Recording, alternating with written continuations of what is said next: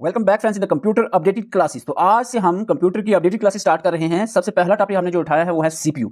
बिल्कुल new pattern के हिसाब से सीपीयू को डिटेल के साथ डिस्कस किया जाएगा आज की वीडियो में, तो वीडियो में अंत तक बने रहिए।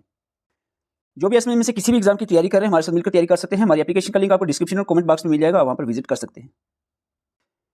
तो आज हम पढ़ेंगे सेंट्रल प्रोसेसिंग यूनिट सीपीयू, जिसको ब्रेन ऑफ द कंप्यूटर भी कहा जाता है और सिंपली अगर हम कहें तो इसको प्रोसेसर कहेंगे। ठीक है, ब्रेन ऑफ द कंप्यूटर कहें या प्रोसेसर कहें या सीपीयू कहें, एक ही बात है, सेंट्रल प्रोसेसिंग यूनिट। सीपीयू होता क्या है? It is complex electronic circuit होता है जो कंप्यूटर के मदरबोर्ड पे होता है, दैट एक्सिक्यूट द इंस्ट्रक्शंस, जो एक्सिक्यूट करता है इंस्ट्रक्शंस को, जो कि instructions comprising computer program. CPU का काम होता है अर्थमेटिक ऑपरेशंस परफॉर्म करना, लॉजिकल ऑपरेशंस करना, कंट्रोलिंग करना, इनपुट आउटपुट ऑपरेशंस परफॉर्म करना बाई द स्पेसिफिक इंस्ट्रक्शंस। जो भी इंस्ट्रक्शन आती है उसको कैसे हैंडल करता है, क्या करता है, वो सारा काम सीपीयू का होता है। मॉडर्न सीपीयू को हम कह सकते हैं प्रोसेसर्स, जो कि आईसी से बने होते हैं, और आईसी जो होते हैं या प्रोसेसर होते हैं, इसका जो अगर एलिमेंट देखें तो वो सिलिकॉन से, आपको क्वेश्चन एक बार पूछा भी गया है, सिलिकॉन से बने होते हैं processor. Billions of microscopic transistors are attached onto a single this silicon sheet. एक सिलिकॉन के ये जो छोटे छोटे करके जुड़कर बड़ा जो है ये पूरा सीपीयू बनाते हैं। अगर आपको पूछा जाए सबसे पहला माइक्रो प्रोसेसर कौन सा था, तो आपको बता दें फर्स्ट माइक्रो प्रोसेसर है इंटेल 4004। क्या है आपको याद रखना, इंटेल 4004। और किसने इन्वेंट किया था? टेड होफ एंड फ्रेडरिक फेगिन ने इन्वेंट किया था 1971 में। ये जो ग्रीन कलर में है इंपॉर्टेंट लाइन है। इसके साथ साथ अगर आपको स्पीड पूछा जाए, प्रोसेसिंग की स्पीड या प्रोसेसर की स्पीड, तो ये स्पीड साइकिल्स, प्रोसेसर जो होता है सीपीयू होता है साइकिल्स में काम करता है। The clock speed of a processor chip indicating how many cycle it can perform पर सेकंड। एक साइकिल पर सेकंड में कितनी साइकिल्स परफॉर्म करता है, उसी को स्पीड कहते हैं। इसको जनरली मेजर किया जाता है गीगाहर्ट्ज में। तो हर्ट्ज आपने याद रखना, हर्ट्ज में स्पीड मेजर की जाती है कंप्यूटर प्रोसेसर की। 1 gigahertz equal to 1 billion cycles per second. तो आई होप ये बेसिक इंट्रोडक्शन थी सीपीयू के बारे में। अब आगे बढ़ते हैं हम इंस्ट्रक्शन साइकिल। सीपीयू काम कैसे करता है? एक पूरी साइकिल चलती है सीपीयू के अंदर, इसको हम इंस्ट्रक्शन साइकिल कहते हैं। The primary function of CPU is to execute the program. सबको पता है कोई भी प्रोग्राम है उसको एक्सिक्यूट कौन करता है? सीपीयू करता है। इस काम करने के लिए सीपीयू कंटिन्यूसली रिपीट करता है fundamental sequence of the operations, और इस सीक्वेंस ऑफ द ऑपरेशन को हम इंस्ट्रक्शन साइकिल कहते हैं। और हर एक इंस्ट्रक्शन साइकिल में 4 स्टेप होते हैं। 4 स्टेप कौन से हैं मैं आपको यहां बता दूं। 4 स्टेप आपके सामने हैं। फेच, डिकोड, सबसे पहला होता है डाटा को फेच करना, फिर इसको डिकोड करना, देन एक्सिक्यूट थर्ड नंबर पे, फोर्थ नंबर में स्टोर करना। ठीक है, ये साइकिल कंप्लीट विजिबल नहीं हो रही है, ऐसे नोट्स में आपको दी जाएगी। Fetch, decode, execute, store. ठीक है, फेच, डिकोड, एक्सिक्यूट, स्टोर। तो ये आपने साइकिल के 4 जो है स्टेप्स याद रखने हैं। सबसे पहले 2 जो स्टेप हैं, ये काम जो 2 पहले स्टेप है, फेच करना, डिकोड करना, ये जो सीपीयू का आ गया, हम इसके पार्ट्स देखेंगे। सीपीयू का एक पार्ट होता है जिसका नाम है कंट्रोल यूनिट। ये फेच करना और डिकोड करना किसका काम है? सॉरी, ये काम है कंट्रोल यूनिट का। ठीक है, और आगे अगर हम देखें एक्सिक्यूट करना और स्टोर करना, एक्सिक्यूशन जो होती है प्रोसेसिंग में, तो ये एक्सिक्यूट करना काम एएलयू का होता है, अर्थमेटिक लॉजिक यूनिट का, और स्टोर का काम different type of registers, RAM या कैश, ये सारा काम स्टोर का करते हैं। मेनली जो है सीपीयू के अंदर स्टोरेज का जो काम है स्टोर का, वो रजिस्टर्स ही करते हैं। एक एक करके हम इसको देख लेते हैं। फेच का मतलब क्या है? यहाँ पर फेच नाम से सब चीजें क्लियर हो रही हैं। फेच करना, डाटा को फेच करना, लेना, इनपुट आएगी तो वह फेच होगा। डिकोड करना, उसको देखना है क्या है, इसको करना क्या है आगे फ्यूचर, ये क्या चीज़ है, क्वेश्चन है क्या है, आगे फिर उसको भेजना है एक्सिक्यूशन के लिए, फिर जो रिजल्ट आ जाए उसको स्टोर करना। ये 4 स्टेप है। Fetch, the CPU retrieve the next instruction from the main memory, से नेक्स्ट इंस्ट्रक्शन लेता है। ये काम हो गया पूरा, नेक्स्ट इंस्ट्रक्शन आएगी, फिर साइकिल कंटिन्यू चलती है ना कि कौन सा नेक्स्ट काम करना है। It uses program counter, program counter ही होता है जो नेक्स्ट इंस्ट्रक्शन को होल्ड करता है, to identify the specific memory address of the instruction it needs to fetch. Simple भाषा में अगर हम कहें, CPU reads the next command from the memory, इसको फेच कहते हैं। डिकोड की बात करें, डिकोड का काम है द फर्स्ट इंस्ट्रक्शन, जो इंस्ट्रक्शन फेच की उसको ट्रांसफर करना इंस्ट्रक्शन रजिस्टर में। और कंट्रोल यूनिट इंटरप्रेट करता है इंस्ट्रक्शन को, डिटरमाइन करता है what operation need to be perform, what data is required and which specific. ये कंट्रोल, देखो डिकोड में आपको मैंने कहा था कंट्रोल यूनिट का ही काम होता है पूरी इंस्ट्रक्शन को इंटरप्रेट करना, ये है क्या इंस्ट्रक्शन, डिटरमाइन करना what operation need to be perform, इसको करना क्या है, what data is required, which specific component are needed to execute this instruction. तो ये काम कंट्रोल यूनिट का होता है, डिकोड करना। सिंपल भाषा में कहें तो CPU figures out what command means, CPU figure out करता है। जो अगर सपोज यहाँ पर हमने इनपुट डाली है 2+2, वो फैच होगा, पहले फैच होने के बाद उसको डिकोड करेगा कंट्रोल यूनिट, ये है क्या 2+2 है, तो ये किसका काम है? ये एएलयू की अर्थमेटिक सेक्शन का काम है, तो उसको ये काम सौंपेगा कंट्रोल यूनिट। ठीक है, डिकोड के बाद नेक्स्ट आपका आता है एक्सिक्यूट। एक्सिक्यूट, एक्सिक्यूट क्या है? एक्सिक्यूट क्या है? The CPU perform the actual operation requested by the instruction, जो इंस्ट्रक्शन है उसको जो एक्चुअल परफॉर्म करना काम सीपीयू का, वो एक्सिक्यूशन होता है। और इसमें मेनली जो है एक्सिक्यूशन में काम कौन करता है, कौन सा पार्ट सीपीयू का? अर्थमेटिक लॉजिक यूनिट, एएलयू ही यहाँ पर काम करता है। परफॉर्मिंग कैलकुलेशन जैसे एडिशन, सब्सट्रैक्शन वगैरह, या लॉजिकल कंपैरिजन हो जैसे कि एंड और नॉट गेट्स के थ्रू ये करता है। It could also involve the movement data between the register और the interacting with the input output device, ये सारा काम एएलयू का है और इसी एक्सिक्यूशन में होता है इस स्टेप में।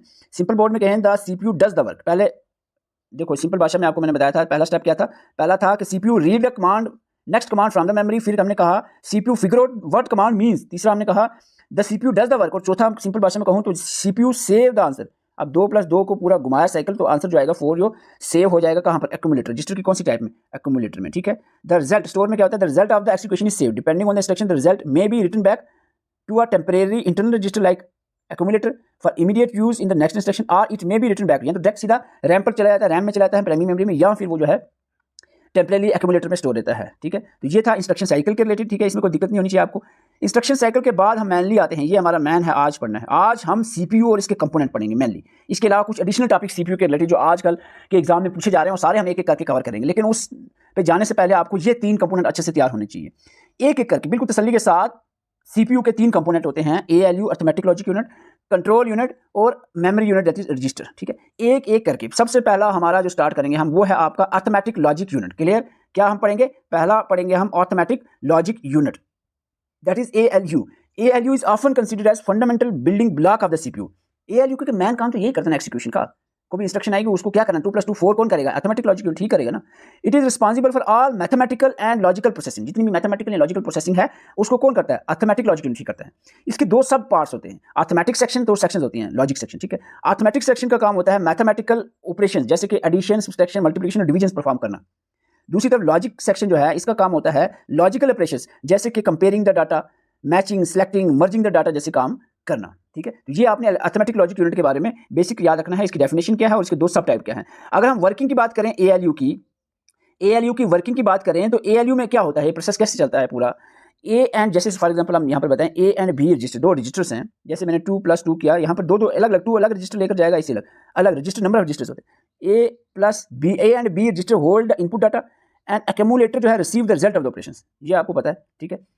इंस्ट्रक्शन रजिस्टर जो होता है, instruction register contain the instruction that the ALU used to perform, जो एएलयू को परफॉर्म करना है वो कहाँ पर होगी, इंस्ट्रक्शन रजिस्टर के अंदर होगी। एक सिनारियो आपको यहाँ पर बताता हूँ, for example when adding 2 numbers, one is placed in the A register and other is in the B register, ALU perform the addition and put the result in the accumulator, ठीक है।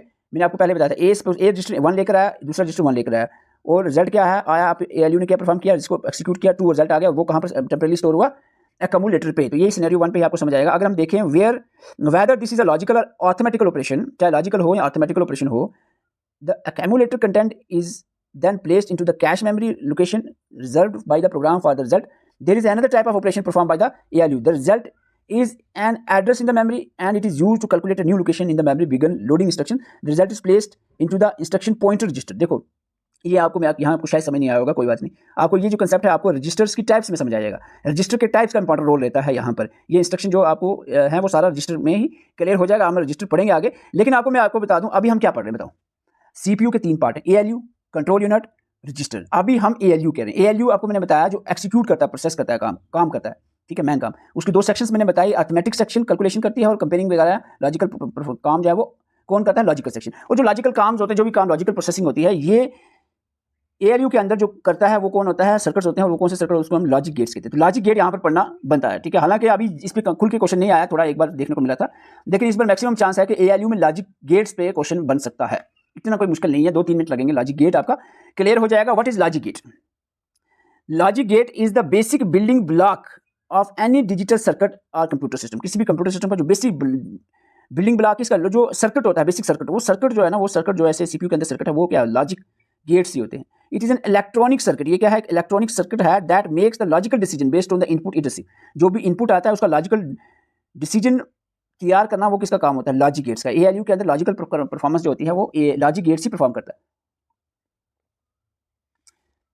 How it work, logic gate कैसे काम करता है, they operate in Boolean algebra पे operate करता है, where input and output are the binary format. याद रखना है जो भी काम एएलयू के अंदर होता है लॉजिक गेट के द्वारा, वो बाइनरी फॉर्मेट में होता है। 0 का मतलब यहाँ हम लो या फॉल्स लेते हैं, और 1 का मतलब हाई एंड ट्रू लेते हैं, ठीक है।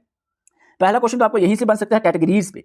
3 मैन कैटेगरीज हैं बेसिक गेट्स की। वो है आपका बेसिक गेट, ये छोटा लिखा, थोड़ा सा वीडियो को क्वालिटी को बढ़ा लेना। एंड आर नॉट, ये 3 गेट जो है इनको बेसिक कहते हैं। यूनिवर्सल में नैंड और नॉर यूनिवर्सल गेट है, और स्पेशल पर्पस गेट में ड्राइव गेट की बात करें, एक्सऑर और एक्सनॉर, ये ड्राइव गेट है। क्या समझ आया आपको? यहाँ से आपको थोड़ा मैं और जूम करके थोड़ा बताता हूँ। ये मैं आप कह रहा हूँ बेसिक गेट्स एंड आर और नॉट है, यूनिवर्सल गेट नैंड और नॉर है, स्पेशल पर्पस या ड्राइव गेट एक्सऑर एक्सनॉर है। क्लियर? ओके, तो इन तीनों को हमने पढ़ना है। पहले हम बेसिक लेते हैं, ये आ गया आपका बेसिक, ये 1 है, इसका पॉइंट 1 है आपका बेसिक गेट, ठीक है। बेसिक गेट 3 तरह के आपको अभी बता चुका हूँ, and gate, or gate, not gate. क्या है? And gate, or gate, nor gate, not gate, यही मेन तीन होते हैं, बेसिक गेट ही होते हैं, बाकी जो होते हैं वो इन्हीं से मॉडिफाई किए होते हैं, ठीक है। एंड गेट को मल्टीप्लिकेशन गेट कहते हैं, मल्टीप्लिकेशन गेट, और आर को एडिशन गेट कहते हैं, नॉट को इन्वर्टर गेट कहते हैं। क्लियर। अब होता यूँ है जैसे दो इनपुट्स हैं, इसमें ज़्यादा घुसने की कोशिश नहीं करना, ट्रुथ टेबल जो है ये याद रखना, सिंपल समझ आ जाएगा। एंड गेट में ट्रुथ टेबल कैसे बनेगा, जैसे इनपुट जीरो और इनपुट वन इनपुट जीरो है, दूसरी इनपुट भी जीरो है, तो जो आउटपुट आएगी वो भी जीरो ही आएगी। इसी तरह अगर एक इनपुट ए जो है वो जीरो है, बी इनपुट वन है, आउटपुट जीरो ही आएगी, यानी ये है मल्टीप्लिकेशन। यानी अगर आपको मैं कहूँ 0 × 1 कितना आएगा, जीरो ही आएगा, 1 नहीं आएगा, ठीक है। जब तक दोनों इनपुट्स 1 नहीं होते, ट्रू नहीं होते, तब तक ट्रू नहीं आएगा।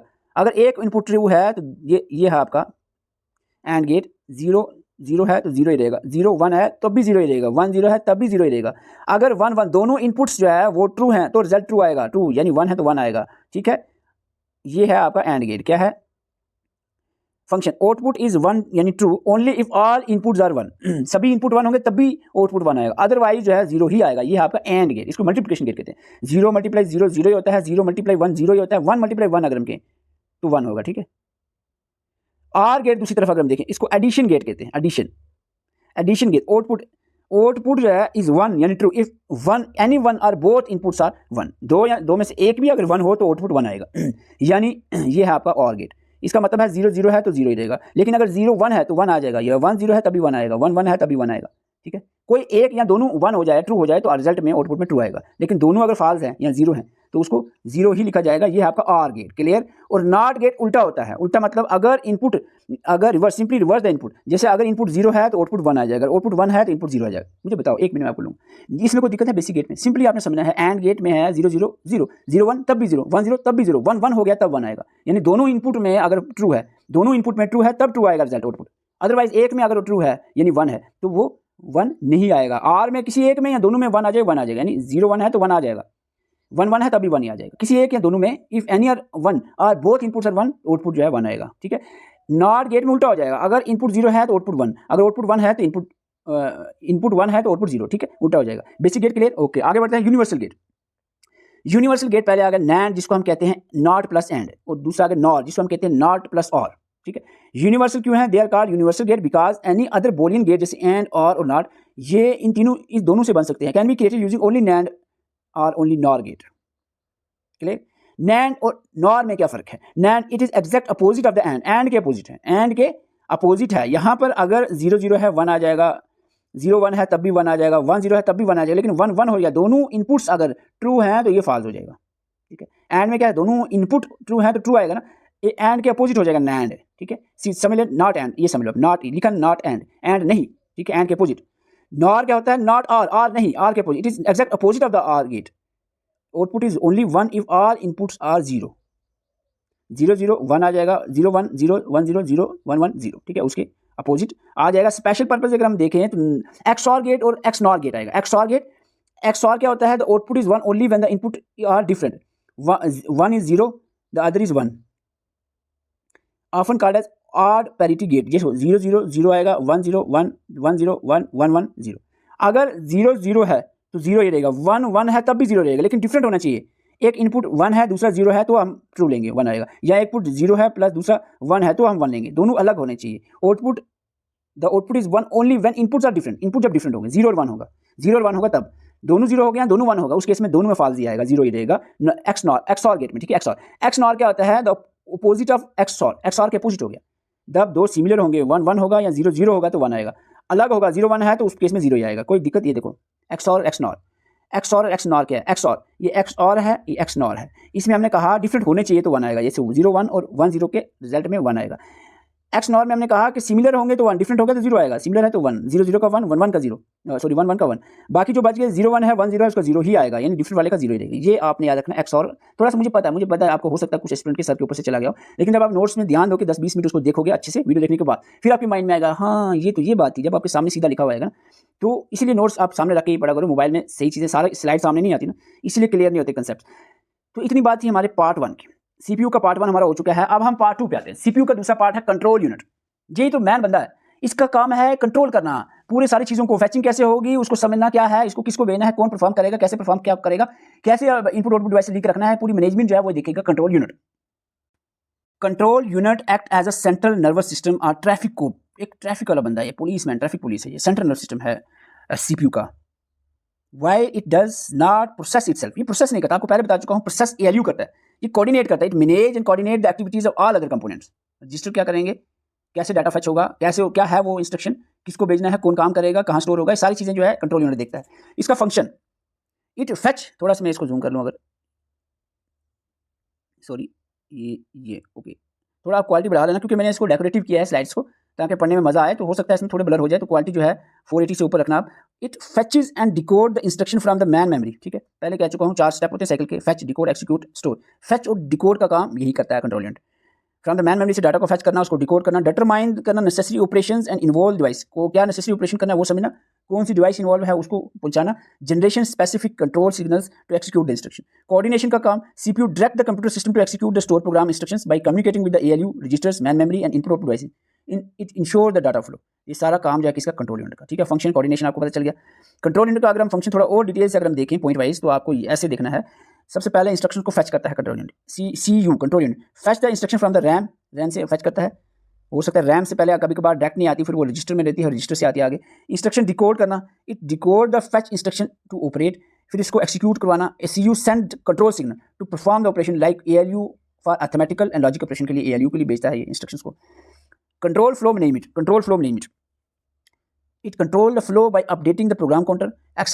एक्सेप्शन हैंडलिंग का काम भी यही करता है control unit, effectively manages the exceptions and interruptions अगर आ जाती है, कोई हार्डवेयर फेलियर हो जाता है, सिस्टम कॉल, एक्सटर्नल इवेंट्स होते हैं, वो सारी चीज़ें कौन देखता है, सीपीयू का कंट्रोल यूनिट ही देखता है। सिंक्रोनाइजेशन हो गया, CPU play a crucial role in facilitating the coordination of instruction execution across several cores, इसको सिंक्रोनाइजेशन कहते हैं। डिफरेंट कोर, अब मल्टी कोर सीपीयू होते हैं, आपको पता है आजकल, तो डिफरेंट कोर्स में क्या क्या काम चल रहा है, एक टाइम में एक प्रोसेसर बहुत सारे काम कर रहा होता है, तो उसको भी सीपीयू का कंट्रोल यूनिट ही देखता है। तो कंट्रोल यूनिट की इतनी बात है, इतनी ज़्यादा लेंथी नहीं है। कंट्रोल यूनिट क्या है, इसके फंक्शन क्या है, इसका फंक्शन पॉइंट वाइज आपको मैंने बता दी, ठीक है। इसके बाद this is the most important, her exam, almost her exam में रजिस्टर से क्वेश्चन पूछे जाते हैं, ठीक है। रजिस्टर से क्वेश्चन पूछे जाते हैं, और रजिस्टर बिल्कुल सिंपल तरीके से आपको मैं यहाँ बता रहा हूँ। रजिस्टर जो है सीपीयू के अंदर एक मेमोरी यूनिट होती है, टेम्परेरी जो चीज़ें स्टोर करना होता है सीपीयू को, फंक्शन करने के पहले और फंक्शन करने के बाद, परफॉर्म करने के एक्जीक्यूशन से पहले और बाद, रैम से डाटा को लाना और जो रिजल्ट हो जाएगा या नेक्स्ट इंस्ट्रक्शन से उनको स्टोर करना और रिजल्ट को भी स्टोर करना, ये रजिस्टर का काम होता है, कि मेमोरी यूनिट है रजिस्टर। थोड़ा सा हम जूम कर लेते हैं यहाँ पर, आप क्वालिटी मैंने कहा 480 के ऊपर रखना। Registers are the smallest, fastest and most expensive type of memory, ये मेमोरी हायरार्की भी हम मेमोरी यूनिट में पढ़ेंगे, आपको सबको पता है कि सबसे टॉपेस्ट फास्टेस्ट जो मेमोरी होती है वो रजिस्टर होती है कंप्यूटर सिस्टम में। They are built directly into the CPU chip के ऊपर ही होते हैं, क्लियर, कोई दिक्कत की बात नहीं। इसका पर्पस क्या है, they quickly accept, store and transfer the data and instruction that the CPU is actively using at the exact moment, जिस पे सीपीयू काम कर रहा है उस डाटा को एक्सेप्ट करना, मैन मेमोरी से लाना, स्टोर करना, ट्रांसफर करना, फिर वापस से स्टोर करना, तो ये सारा काम जो है रजिस्टर का होता है। They sit at the absolute top of the memory hierarchy, ठीक है, मेमोरी हायरार्की में सबसे टॉप पे रजिस्टर रहता है, फास्टेस्ट। रजिस्टर के टाइप से 12 क्वेश्चन बनते हैं, मैं आपको बता दूं, रजिस्टर की टाइप से क्वेश्चंस पूछे जाते हैं। Memory address register, memory buffer register, program counter, instruction register, accumulator, general purpose register, ये रजिस्टर हैं, कोई दिक्कत की बात नहीं, एक स्लाइड में ये बिल्कुल क्लियर हो जाता है, एक नंबर आपका। मेमोरी एड्रेस रजिस्टर होल्ड करता है specific memory address of data और instruction that the CPU needs to read from और write to the main memory, ठीक है। ये देखो, इसमें कंफ्यूजन नहीं रखना, एड्रेस बीच में लगा हुआ ना, मेमोरी एड्रेस रजिस्टर होल्ड करता है specific memory address, not data, address of the data, not data, instructions जो स्टोर नहीं करता, ये मेनली जो है address memory of the data और इंस्ट्रक्शन की जो एड्रेस होता है ना, इंस्ट्रक्शन का एड्रेस, मेमोरी एड्रेस को स्टोर करता है, होल्ड करता है मेमोरी एड्रेस रजिस्टर, ठीक है। दैट इज सीपीयू नीड, जिसको सीपीयू अभी उस पर काम करना होता है। उसके बाद आता है memory buffer register, memory data register भी कहते हैं, एक एड्रेस रजिस्टर है, एक डाटा रजिस्टर है, जिसको बफर रजिस्टर कहते हैं। होल्ड एक्चुअल डाटा, देखो इन दोनों में कंफ्यूजन नहीं होनी चाहिए, मेमोरी एड्रेस, एड्रेस यानी लोकेशन, एड्रेस को वो होल्ड करता है किसी भी डाटा के, और मेमोरी बफर या memory data register actually hold करता है एक्चुअल डाटा और इंस्ट्रक्शन को, जो ट्रांसफर होनी है, being transfer between the CPU and main memory. It act as a temporary holding area of data coming from the memory and data waiting to be written out. ये जो है ना memory address register और buffer register, ये CPU से main memory से link में रहता है कि वहाँ से कौन सा डाटा लेना है, उसको क्या करना है। प्रोग्राम काउंटर का काम क्या है देखना, hold the memory address of the next instruction to be executed. Program counter ध्यान से याद रखना, प्रोग्राम काउंटर का है कि नेक्स्ट इंस्ट्रक्शन कौन सी होगी उसको होल्ड करना। It automatically increment after the fetch cycle to point the subsequent instruction. Simple भाषा में बताऊं आपको, where is the next instruction, next instruction कहाँ, वो आपको प्रोग्राम काउंटर में मिलेगी। What is the current command, current command क्या है, वो कहाँ मिलेगी, इंस्ट्रक्शन रजिस्टर में मिलेगी, ठीक है। इंस्ट्रक्शन रजिस्टर और प्रोग्राम काउंटर में डिफरेंस को पूछा जाता है क्वेश्चन, दो स्टेटमेंट होती हैं। और आपको बता दें, प्रोग्राम काउंटर नेक्स्ट इंस्ट्रक्शन कौन सी होगी उसको होल्ड करेगा। इंस्ट्रक्शन रजिस्टर, अभी करंट इंस्ट्रक्शन कौन सी है, currently being decoded and executed, उसको जो है होल्ड करेगा। Hold the current instruction that has been fetched and currently being decoded and executed, उसको इंस्ट्रक्शन रजिस्टर। कोई दिक्कत बताओ, प्रोग्राम काउंटर इंस्ट्रक्शन रजिस्टर में कोई दिक्कत होनी नहीं चाहिए। ये क्वेश्चन ग्रीन कलर में लिखा है। अगर आपको कहा जाए व्हाट इज करंट कमांड, तो इंस्ट्रक्शन रजिस्टर में पता चलेगा। अगर आपको कहा जाए वेयर द नेक्स्ट इंस्ट्रक्शन, तो प्रोग्राम काउंटर को ये बताएगा। एक्यूमुलेटर क्या होता है, जो रिजल्ट है उसको टेम्परेरी स्टोर करना। Primary register used by ALU to for calculation, it hold immediate mathematical result जो होते हैं, इमीडिएट और फाइनल रिजल्ट होते हैं, उसको होल्ड करता है एक्यूमुलेटर, ठीक है। रिजल्ट्स को ये दिक्कत नहीं करी, इसको अलग है, एक्यूमुलेटर का कोई मिक्स करने की जरूरत नहीं। General purpose register temporary storage data होता है, data and address during the program execution में टेम्परेरी स्टोर करता है जनरल पर्पस रजिस्टर। तो रजिस्टर इसकी टाइप पे डेफिनेटली क्वेश्चन बनता है और ये आपको अच्छे से तैयार होने चाहिए। और मैंने ऐड साथ में बसेस भी ऐड कर दिए, जितने कम्युनिकेशन होती हैं, कम्युनिकेशन पाथवेज होते हैं, वो बसेस ही होते हैं। द कम्युनिकेशन बस सेक्शन देखें तो communication pathway connecting the internal CPU components को कनेक्ट करना and connecting CPU to external memory devices से, सीपीयू के अंदर जो पार्ट्स हैं उसको कनेक्ट करना, या सीपीयू और इसके बाहर एक्सटर्नल मेमोरी से कनेक्ट करना, ये कनेक्शन का काम, कनेक्शन पाथवे जो है ये बसेस का काम होता है, इसको बस कहते हैं, ठीक है। तो बसेस 3 तरह के हैं, मैं थोड़ा सा जूम कर लूँ बसेस के बारे में, ये क्वेश्चन बन सकता है। बसेस 3 तरह की हैं, डाटा बस, एड्रेस बस, कंट्रोल बस, कोई मुश्किल नहीं है। Data bus carry actual data, address bus carry memory address where the data need to be read और रिट्रीव फ्रॉम, ठीक है। Control bus carry the control signal from the CU to coordinate the operations. देखो आपको पता है actual data control data बस लाता है, एड्रेस बस कैरी करता है memory address where data needs to be read from और रिटन ऑफ, और कंट्रोल बस जो होता है जो सीयू कंट्रोल यूनिट के जो सिग्नल्स होते हैं उसको लेकर जाता है, कैरी करता है सिग्नल्स ऑफ द सीयू, कैसे कोऑर्डिनेट करना ऑपरेशंस के साथ। तो ये बस के इतना मुश्किल सेक्शन नहीं था बस के बारे में। देखो आगे हम पढ़ेंगे सीपीयू शेड्यूलिंग क्या है, कॉन्टेक्स्ट स्विचिंग क्या है, पाइपलाइनिंग क्या है, वगैरह वगैरह। लेकिन उससे पहले मैं आपको बता दूं, थोड़ा वीडियो लेंथी ही रहेगी, अब नई सीरीज है तो थोड़ा डिटेल से ही पढ़ना है। इससे पहले मैं आपको बता दूं, अभी तक हम जो पढ़ रहे हैं कोई बड़ा मैंने लंबी कहानी नहीं आपको सुनाई, एक सिंपल सी बात आपको बताई कि वो थी सिंपल बात, क्या सीपीयू क्या है, ठीक है। फर्स्ट सीपीयू क्या है, इसकी स्पीड के बारे में, सीपीयू की इंट्रोडक्शन, सीपीयू है क्या। उसके बाद इंस्ट्रक्शन साइकिल, सीपीयू काम इंस्ट्रक्शन साइकिल में करता है, इसको इंस्ट्रक्शन साइकिल कहते हैं। फेच, डिकोड, एक्जीक्यूट, स्टोर, ये क्या होता है। इसके बाद हम सीधा आ जाते हैं कंपोनेंट ऑफ सीपीयू। सीपीयू के कंपोनेंट में आपको मैंने एएलयू, कंट्रोल यूनिट और रजिस्टर बताया, ठीक है। एक एक करके एएलयू क्या है, अरिथमेटिक सेक्शन, लॉजिक सेक्शन होती है, इसमें वर्किंग कैसे होती है इसकी। लॉजिक गेट्स में मैन काम लॉजिक गेट ही करते हैं। लॉजिक गेट के कितने हैं, बेसिक गेट, यूनिवर्सल गेट और स्पेशल पर्पस गेट होते हैं। ये नंबरिंग इसमें 1 2 3 कर देना नोट्स पे। तो ये 3 तरह के गेट्स होते हैं, ये आपको मैंने समझा दिए। ट्रुथ टेबल जो है, ट्रुथ टेबल आपको बिल्कुल ईजिली समझ आ जाएगा, एक बार वो नोट से पढ़ोगे। उसके बाद हमारा एएलयू के बाद कंट्रोल यूनिट है, ये बिल्कुल सिंपल लैंग्वेज में आपके सामने लिख दिया। रजिस्टर है, सिंपल लैंग्वेज में क्या है, इसकी टाइप्स क्या है, बस इस साथ में ऐड कर दिया। अब हम आगे बढ़ते हैं कुछ एडिशनल टॉपिक पढ़ने के लिए। कंटेक्स्ट स्विचिंग और सीपीयू शेड्यूलिंग, अगर मैं सिंपल लैंग्वेज में समझाऊं, सबसे पहले कंटेक्स्ट स्विचिंग की बात करें। कंटेक्स्ट स्विचिंग क्या होता है कि जो सीपीयू क्या करता है, अगर सीपीयू कोई एक काम कर रहा है, वो काम वो रोक कर दूसरा काम स्टार्ट कर देता है, वो जो काम जहां पर रुका है ना, उसका जितना भी चीजें होंगी, जो स्टेट में होगा उसी स्टेट में सेव रहेगा, ठीक है। The process of saving the state context of currently running process and loading the state of the new process, इसको कंटेक्स्ट स्विचिंग कहते हैं, ठीक है। सपोज अगर हम एक सिंपल भाषा में समझाऊं, अगर आप एक टीचर हो और स्टूडेंट्स हैं आपके 5, आप किसी एक स्टूडेंट की नोटबुक चेक कर रहे हो, 1 मिनट आपने चेक की, फिर अभी पूरी चेक नहीं हुई थी, आधी हुई, वहां पर आपने रोक दिया, दूसरे स्टूडेंट की नोटबुक चेक करने लगे, फिर वापस से पहले स्टूडेंट की नोटबुक चेक करना वहीं से स्टार्ट किया जहां तक आप चेक किया था, वहां पर होल्ड कर लिया, सेव किया वहां पर। तो ये होता है context switching, clear. Context switching, इसमें डाटा लॉस नहीं हो जाता, जो काम चल रहा था उसको अगर रोका सीपीयू ने, किसी और काम को प्रोसेस पे लगा दिया, वो काम के जितनी भी लोकेशन डाटा स्टोर होगा वो स्टोर सेव रहेगा, उसको कंटेक्स्ट स्विचिंग कहेंगे, ठीक है। स्विच और दूसरा जो है प्रोसेस स्टेट जो है वो स्टार्ट हो गया, switch the CPU another process. Context switching the pure overhead, the system does not useful work while switching hardware, इतना जरूरी पॉइंट नहीं है, आप सिंपल समझ गए। कंटेक्स्ट स्विचिंग है क्या। सीपीयू शेड्यूलिंग क्या, what is CPU scheduling. CPU scheduling होता है, सीपीयू डिसाइड करता है कौन सा काम अभी करे, उसके बाद कौन सा आएगा, वो कितनी देर तक काम चलेगा, फिर उसके बाद नेक्स्ट कौन सा आएगा, इसी को सीपीयू शेड्यूलिंग कहते हैं, ताकि मल्टीपल प्रोग्राम जो है एक टाइम में हो सके। Object of multi programming is to have some process running at all time to maximize CPU utilization. इसको CPU शेड्यूलिंग कहते हैं। CPU scheduling is the process of determining which process is ready to get the CPU next. कौन सा process बिल्कुल तैयार है ताकि वो नेक्स्ट आ जाए, फिर नेक्स्ट को तैयार रखता है, और उसके नेक्स्ट वो कितनी देर तक वो जो कर रहा है प्रोसेस चल रहा है उसको कितना देर लगेगा ताकि अगला जो है प्रोसेस तैयार रहे। CPU शेड्यूलिंग या की वजह से जो है मल्टी प्रोग्रामिंग जो है हो सकती है। अब इसमें देखो, इस प्रोसेस CPU शेड्यूलिंग में ये स्टेप्स होने हैं। Arrival time, the time a process enter the ready queue, burst time, the amount of CPU time a process need to complete the execution. So burst time कितना time लगेगा, कितना देखो arrival time उसको आने में कितना लगेगा, जो नेक्स्ट स्टेप है प्रोसेस है, इंस्ट्रक्शन है। और दूसरा है बर्स्ट टाइम, जो सीपीयू कितना टाइम लगेगा अगर एक इंस्ट्रक्शन उसको जाती है। Completion time, the time of process finish the execution. Turn around time, the total time taken to complete a process. देखो अब ये स्टूडेंट सोच रहे हैं ये तीनों एक जैसे लगे, burst time, completion time, turn around. थोड़ा सा मैं आपको समझाता हूँ, इसको मैं आपको थोड़ा सिंपल बता दूं। बर्स्ट टाइम होता है कि amount of CPU, the amount of CPU time, कितना टाइम लगेगा प्रोसेस को कंप्लीट होने में, ठीक है। जैसे फॉर एग्जांपल एक प्रोसेस है उसको 5 मिनट लगते हैं, तो आपका बर्स्ट टाइम 5 मिनट रहेगा, ठीक है। 5 रहेगा, मिनट नहीं होता यहाँ पर, 5 रहेगा, पॉइंट रखते हैं। कंप्लीशन टाइम होता है the time a process finish the execution, यानी वो exact time, eight which time, कितने टाइम में खत्म होगा, एग्जैक्ट टाइम किस वक्त खत्म हो गया प्रोसेस ताकि नेक्स्ट इंस्ट्रक्शन आ जाए। वो जो जब खत्म होगा वो कंप्लीशन टाइम है। कंप्लीशन टाइम कब है? बर्स्ट टाइम होता है कितना टाइम लगेगा इस काम करने में, कंप्लीशन टाइम कब खत्म होगा। टर्न अराउंड होता है अराइवल टाइम से लेकर कंप्लीशन टाइम, जैसे कि turn around time TAT, completion time minus कर दो अराइवल टाइम, ये आपका TAT निकल आएगा, turn around time. Clear? Waiting time the total time a process sends waiting in a ready queue, turn around में से माइनस कर दो आप बर्स्ट टाइम। रिस्पॉन्स टाइम होता है the time elapsed from when a process is submitted until the first response is produced, that is first time it get the CPU। तो ये जो है CPU शेड्यूलिंग में टर्म पे क्वेश्चन बन सकता है, स्टेटमेंट टाइप। तो ये टर्म्स आपने अच्छे से पढ़ लेनी है। CPU शेड्यूलिंग एल्गोरिथम पे रिसेंटली क्वेश्चन पूछा गया था। तो फर्स्ट कम फर्स्ट सर्व और शॉर्टेस्ट जॉब फर्स्ट के डिफरेंस आपने याद रखना है। सबसे पहले आप देखते हैं फर्स्ट कम फर्स्ट सर्व क्या होता है। First come first serve, FCFS क्या है? Process are executed in exact order, they arrive in the ready queue. Exact order में काम होता है इस केस में CPU शेड्यूलिंग एल्गोरिथम, जो फर्स्ट कम फर्स्ट सर्व है, यानी जो पहले आएगा इंस्ट्रक्शन वो पहले उसकी प्रोसेसिंग में। The process that request the CPU first get the CPU first type. इसको नॉन प्रिमिटिव टाइप कहते हैं। Simplest algorithm to understand and implement. Simplest जो पहले आया इंस्ट्रक्शन उसको पहले प्रोसेसिंग करनी है, उसको CPU सिंपल उसको शेड्यूलिंग करेगा। इसमें नुकसान क्या है, इसको कौन क्या है? Can lead to convoy effect. Convoy effect यानी where the short process wait a long time.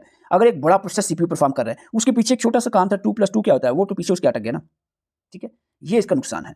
इसलिए यहाँ पर शॉर्टेस्ट जॉब फर्स्ट भी एक प्रोसेस आ गया, एल्गोरिथम आ गई शेड्यूलिंग की, जिसमें क्या होता है select the process with the smallest execution time, जो है उसको पहले बर्स्ट टाइम मिलेगा। उसको पहले जो बर्स्ट टाइम होता है एक्सिक्यूशन टाइम, बर्स्ट टाइम जिसका सबसे कम है स्मॉलेस्ट है, उसको जो है नेक्स्ट उसको ही भेजा जाएगा प्रोसेसिंग के लिए। If two processes have the same burst time, FCFS is usually use to break the tie. देखो अगर दो ठीक है, अगर दो बिल्कुल सेम टाइम के काम हो, 2+2 है 3+3 है, तो ये FCFS ही डिसाइड करेगा सिंपली, यानी FCFS डिसाइड करेगा, मतलब जो पहले आएगा वो पहले जाएगा, जो बाद में आएगा वो बाद में जाएगा। ठीक है, शॉर्टेस्ट जॉब फर्स्ट में क्या होता है, शॉर्टेस्ट को पहले भेजते हैं, अब छोटा सा काम मैंने पहले तो ही करा लो यार, बाद में उसको कर देना, उसका लंबा काम है उसको सेट करो थोड़ा। तो ये होता है shortest job first.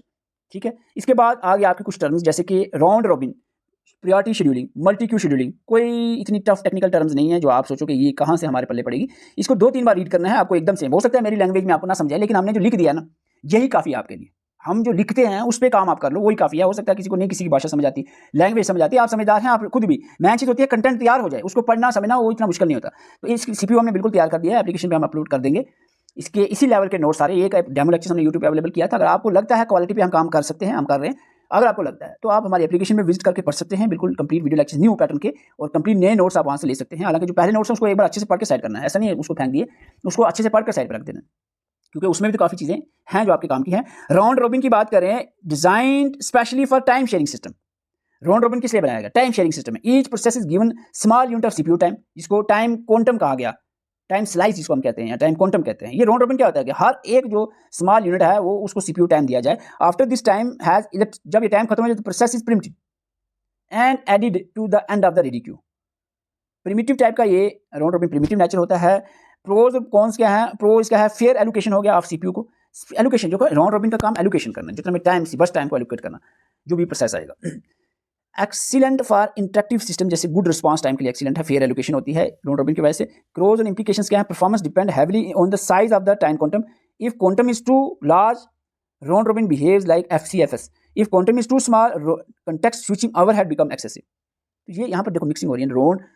Round robin जो है अगर ज़्यादा बड़ी है तो ये इसी तरह हो गया जैसे आप जो process FC first come first serve आ गया ना, जो पहले आएगा वो पहले जाएगा, वो पूरा कंप्लीट होगा फिर नेक्स्ट आएगा। ठीक है, लेकिन अगर शॉर्ट है तो वहाँ पर quantum is too small, context switching हो जाएगी। कंटेक्स्ट स्विचिंग में अगर ये काम चल रहा है, अगर उसका नेक्स्ट स्पेसिफिक स्मॉल यूनिट का जो है CPU टाइम मिल जाता है नेक्स्ट को, तो वो कहाँ रुक जाएगा, उसको हम कहते हैं कंटेक्स्ट स्विचिंग। क्या होता है? एक काम चल रहा है, एक नोटबुक आप चेक कर रहे हो, अरे रुक मेरी, एक बच्चा बड़ा तावली है, सर मेरी करना, तो उसका पहले कहा ला तू ही कर, ला इधर पहले तेरी कर लेते हो चेक, उसकी उधर रोकी, दूसरे की चेक कर ली, फिर उसकी बंद की, फिर वापस पहले वाली की चेक की। ये कंटेक्स्ट स्विचिंग है। अगर क्वांटम टाइम कम है राउंड रॉबिन देता है तो उस केस में कंटेक्स्ट स्विचिंग हो सकता है। ठीक है, प्रायोरिटी शेड्यूलिंग क्या? What is priority scheduling? Priority is associated with each process and the CPU is allocated to process with the highest priority. जिस काम की प्रायोरिटी ज्यादा है, जिसको पहले करना है, वो पहले ही CPU करवाएगा। प्रायोरिटी नाम समझ, शेड्यूलिंग आप पहले पढ़ चुके हो। कैन बी नॉन प्रिमिटिव और प्रिमिटिव हो सकते हैं। Ensure the important process executed first, इस चीज़ को इंश्योर करता है, इसको प्रायोरिटी शेड्यूलिंग कहेंगे। कौन सी can lead to starvation of low priority process जो होते हैं उसकी स्टर्वेशन हो जाती है। सोल्यूशन क्या है? Aging gradually increasing the priority of the process that wait in the system for long time. देखो ये तो प्रायोरिटी शेड्यूलिंग। देखो एक तो बंदा आए, अगर एक शरीफ जब बंदा क्लास में सपोज में समझाने के लिए, आगे टीचर है बैठा, वो काम करने वाला है, वो ALU है। अब एक शरीफ बंदा है नोटबुक चेक कराने के लिए पीछे कोने में खड़ा हो गया, उधर ही खड़ा ही रहेगा, दौड़ते हुए आएगा, ये मेरा सर सबसे पहले सर ये मेरा बड़ा अर्जेंट काम है, ये करिए। कोई भी एक पब्लिक दरबार लगा हुआ है, ये मेरा काम जरूरी है, एक बंदा शरीफ पीछे का पीछे रहे, ऐसा ना हो। इसके लिए एजिंग ग्रेजुअली इंक्रीज करती है प्रायोरिटी प्रोसेस को that wait in the system long time. तो कुछ इसके प्रोज और कॉन्स होते हैं प्रायोरिटी शेड्यूलिंग के। मल्टीपल क्यू शेड्यूलिंग क्या होता है? Partition the ready queue into several separate queues. जो एक रेडी क्यू है, रेडी क्यू है यानी एक काम है बिल्कुल तैयार है एक्सिक्यूशन के लिए, नेक्स्ट इंस्ट्रक्शन के लिए, इसको सेवरल सेपरेट क्यूज में तोड़ना। Process are permanently assigned to one queue based on the criteria like memory size के बेस पे, प्रोसेस प्रायोरिटी के बेस पे, प्रोसेस टाइप के बेस पे। Each queue has own scheduling algorithm. Allow handling, इसका pros ये है कि अलो करता है handling different type process efficiently. Less flexible है as process can not move between the queues. इसके बाद डेडलॉक पे क्वेश्चन बनता है। Deadlock is very important for upcoming exams. Deadlock क्या है? एक सिचुएशन है जहां पर where a set of processes are blocked because each process is holding a resource and waiting for another resource acquired by some other process. तो ये फंस गया बीच में काम, तो इसको डेडलॉक कहेंगे। डेडलॉक अगर सिंपली कहें, अकर व्हेन टू और more processes wait endlessly for a resource held by each other, a situation where two or more processes or threads are permanently blocked waiting for each other resource to release। ठीक है, कोई दिक्कत? Simple है। Deadlock की definition, इसके 4 necessary steps क्या है? Deadlock के 4 नेसेसरी स्टेप आपके सामने हैं। Mutual exclusion, hold and wait, no permission, circular wait. ये डेडलॉक के 4 स्टेप्स आपने याद रखने हैं। इसके साथ साथ डेडलॉक हैंडलिंग स्ट्रेटजीज में आपको बताएं, डेडलॉक हैंडलिंग स्ट्रेटजीज में, डेडलॉक हैंडलिंग स्ट्रेटजी में deadlock prevention, deadlock avoidance, deadlock detention और डेडलॉक इग्नोरेंस, ये 4 कंसेप्ट आपको क्लियर होने चाहिए। बिल्कुल सिंपल हमने यहाँ पर लिखे हैं, एक बार रीड करने से आपको बिल्कुल क्लियर हो जाएगा। कंटेक्स्ट स्विचिंग में आपको पहले बता चुका हूँ। मेमोरी मैनेजमेंट में पेजिंग सेगमेंटेशन क्या है? पेजिंग सेगमेंटेशन में बिल्कुल इजी लैंग्वेज में लिखा गया है, इसको एक बार रीड करना क्लियर हो जाएगा। मेमोरी मैनेजमेंट में वर्चुअल कैश में ये तो मेमोरी यूनिट में हम डिटेल से पढ़ेंगे, यहाँ पर डिस्कस करने की जरूरत नहीं है। कुछ इंटरप्शंस भी हो जाती हैं, तो इंटरप्ट्स में हार्डवेयर इंटरप्ट, सॉफ्टवेयर इंटरप्ट और ट्रैप यानी एक्सेप्शन में क्या फर्क है? थ्रेडिंग पे क्वेश्चन आते हो, थ्रेड क्या है? थ्रेड क्या है? स्मॉलेस्ट यूनिट होती है किसी भी execution process inside the execution inside the process. तो जैसे एक कोई काम है, एक यहाँ पर मल्टी प्रोसेसिंग, मल्टी प्रोग्रामिंग आप समझते हो ना, जैसे एक प्रोसेसर है वो काम कर रहा है, एक तरफ कोई वीडियो गेम चल रही है, एक तरफ कोई और एप्लीकेशन आपकी खुली हुई है, एक पर तीसरी एप्लीकेशन, ये इसके जो सब वर्क्स हैं ये क्या है? ये आपके होते हैं थ्रेड्स। ठीक है, थ्रेड्स के बारे में डिटेल से आपको यहाँ पर बताया गया है। यूजर लेवल थ्रेड्स क्या होते हैं, कर्नल लेवल थ्रेड्स क्या होते हैं। सीपीयू में कंप्यूटर फास्टर, कैसे फास्टर होगा? मल्टीपल कोर्स, फास्टर क्लॉक्स होगी, बिगर कैश होगी, पाइपलाइनिंग होगी, तो ये आपका फास्टर रहेगा। कैश मेमोरी हम यहाँ पर भी थोड़ा लिखा है और डिटेल से हम पढ़ेंगे कहाँ पर कैश मेमोरी के बारे में। कैश मेमोरी के बारे में मेमोरी यूनिट में भी हमने डिटेल से कवर किया है। सीपीयू क्लॉक क्या है, सीपीयू कंट्रोल यूनिट क्या है, रैम क्या है, रैम रोम तो वो मेमोरी में भी कवर हो जाएगा। How it work, the master synthesis क्या है, ये आपको चार्ट यहाँ पर ड्रा किया गया है। जो भी एस्पिरेंट में से किसी भी एग्जाम की तैयारी करना चाहे हमारे साथ मिलकर हमारी एप्लीकेशन पर विजिट कर सकते हैं। आप सोचेंगे लास्ट में सर आपने समझाया नहीं कुछ चीज़ें, देखो थोड़ी सी चीज़ें, ये लिखना मैन होता है, मैंने एक सीक्वेंस में चीज़ें लिख दी हैं, लैंग्वेज भी इजी यूज़ की है, सिर्फ रीड करना, आपको मेरा टाइम वेस्ट करने का मकसद नहीं बनता। मैन चीज़ होता है कंटेंट अच्छे से तैयार हो जाए ना, नोट्स अच्छे से बन जाए। पढ़ना मैक्सिमम स्टूडेंट को वो नोट्स भी चाहिए होते हैं, पढ़ना जो मैं आपको बता चुका हूँ, जो बाकी चीज़ें बिल्कुल एक बार रीड करने से आपको समझ आ जाती है, उसको मैंने बोला नहीं, ठीक है, लेकिन पढ़ना पूरा आपको, ये आपको एकदम जो चीज़ें पढ़ाई हैं आपको दी हैं लिखी हुई नोट्स में, सारी चीज़ें अच्छे से तैयार करनी है, एक एक टॉपिक अच्छे से तैयार करना है। तो ये हमारा एक डेमो लेक्चर था। अगर आप कंप्लीट इसके लेक्चर्स, अपडेटेड लेक्चर्स देखना चाह रहे हैं, कंप्लीट नोट्स चाहते हैं, हमारी एप्लीकेशन पर विजिट कर सकते हैं। एप्लीकेशन का लिंक आपको डिस्क्रिप्शन कमेंट बॉक्स में मिल जाएगा। Thank you for watching.